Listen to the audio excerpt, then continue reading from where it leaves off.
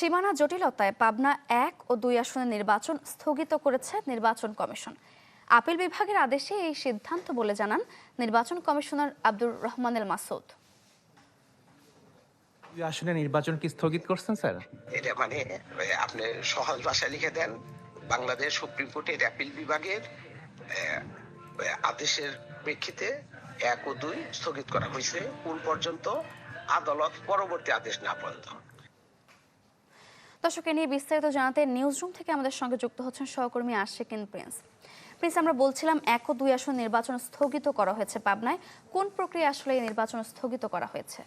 আর সারিকা, ত্রয়োদশ জাতীয় সংসদ নির্বাচনকে সামনে রেখে সংসদীয় আসনে পুনর্বিন্যাস করে একটি প্রজ্ঞাপন জারি করে গত বছর ৪ সেপ্টেম্বর নির্বাচন কমিশন, এবং সেখানে সাঁথিয়া উপজেলা, পুরোটা সাঁথিয়া উপজেলাকে নিয়ে পাবনা ১ এবং বেড়া এবং সুজানগর উপজেলাকে মিলে পাবনা ২ আসনে অন্তর্ভুক্ত করা হয়। তো নির্বাচন কমিশনের এই সিদ্ধান্তে সংক্ষুব্ধ হয়ে দুজন ব্যক্তি হাইকোর্টে রিট করেন।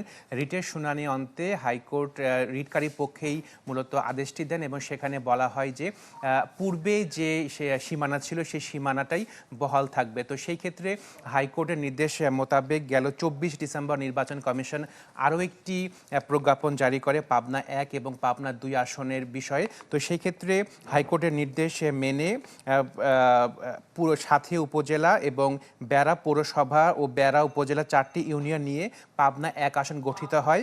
পরবর্তীতে পাবনা ২ আসনও গঠিত হয় বেড়া উপজেলার বাকি ৫টি ইউনিয়ন এবং পুরা সুজানগর উপজেলা নিয়ে। তো এইটি হচ্ছে হাইকোর্টের রায় প্রেক্ষিতে নির্বাচন কমিশন প্রজ্ঞাপন জারি করে। পরবর্তীতে হাইকোর্টের আদেশ চ্যালেঞ্জ করে আবার কিন্তু আপিল বিভাগে যান আরেকজন প্রার্থী। তো সেই প্রার্থীর আবেদনের শুনানির পরে আপিল বিভাগ থেকে একটি নির্দেশনা দেওয়া হয় যে ২৪ ডিসেম্বর নির্বাচন কমিশন থেকে যে প্রজ্ঞাপনটি জারি করা হয়েছিল সে প্রজ্ঞাপনটি স্থগিত থাকবে। তো আপিল বিভাগের এই সিদ্ধান্তের প্রেক্ষিতে নির্বাচন কমিশন মূলত আজকে জানিয়েছে যে তারা পাবনা ১ এবং পাবনা ২ আসনে যে নির্বাচন এবং নির্বাচনের যে কার্যক্রম সেটি স্থগিত থাকবে, সেটি আমাদের নিশ্চিত করেছেন নির্বাচন কমিশনার আব্দুর রহমানুল মাসুদ, এবং তিনি বলেছেন যে আপিল বিভাগ থেকে পরবর্তী নির্দেশ না আসা পর্যন্ত পাবনা ১ এবং পাবনা ২ আসনের নির্বাচনটি স্থগিত থাকবে। শারিক, আপনি জানেন যে এরই মধ্যে মনোনয়নপত্র সংগ্রহ করেছেন প্রার্থীরা, মনোনয়নপত্র যাচাই বাছাই হয়েছে, অনেক ক্ষেত্রে বৈধ প্রার্থীও আছে এবং বাতিলও করা হয়েছে বিভিন্ন মনোনয়ন। তো সেই ক্ষেত্রে আপিল কার্যক্রমে কিন্তু এখন চলছে নির্বাচন কমিশনে।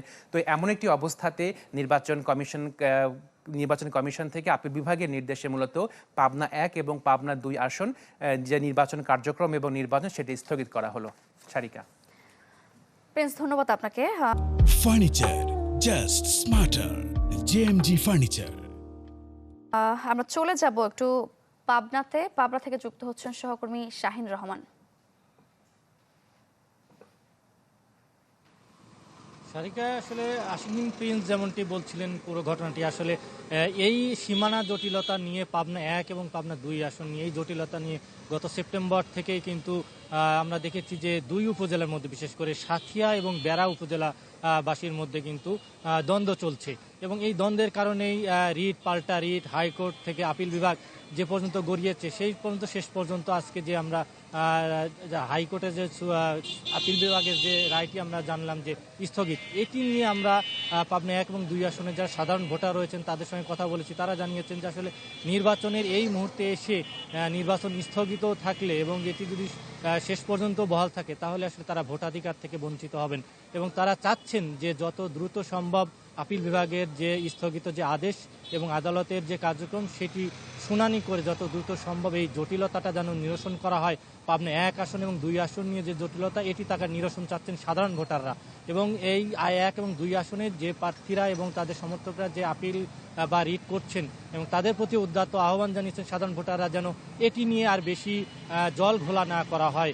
১ আসন এবং ২ আসন যেমন পূর্বের মতো বহাল ছিল সেটি এক পক্ষ চাচ্ছেন, আর এক পক্ষ সাথিয়া উপজেলা নিয়ে চাচ্ছেন। তো এই বিষয়টি নিয়ে আমরা জেলা রিটার্নিং কর্মকর্তা এবং জেলা প্রশাসক তার সঙ্গে কথা বলেছি। তিনি বলেছেন যে হাইকোর্টের বা আপিল বিভাগের যে আদেশটি সেটি তারা এখনো পাননি, পেলে তো হয়তো তারা তাদের যে কার্যক্রম তাদের আদালতের নির্দেশে সেটি তারা কার্যক্রম শুরু করবেন। তাছাড়া সাধারণ ভোটাররা এবং যারা রয়েছেন তারা কিন্তু চাচ্ছেন যে এই জটিলতা যত দ্রুত সম্ভব সেটি যেন সমাধান করা হয়, নতুবা তারা হয়তো এই জটিলতা যদি থেকেই যায় নির্বাচনের শেষ মুহূর্ত পর্যন্ত, তাহলে তাদের যে ভোটাধিকার সেটি থেকে বঞ্চিত হবেন। দীর্ঘ বছর পর তারা আসলে একটি সুষ্ঠু পরিবেশে, উৎসবমুখর পরিবেশে ভোট দেওয়ার জন্য মুখিয়ে আছেন। সব মিলিয়ে পাবনা 1 এবং 2 আসনের যে ভোটটা নির্বাচন স্থগিত, এটি আসলে অনেকেই চাচ্ছেন না। সারিকা। শাহিন, ধন্যবাদ আপনাকে।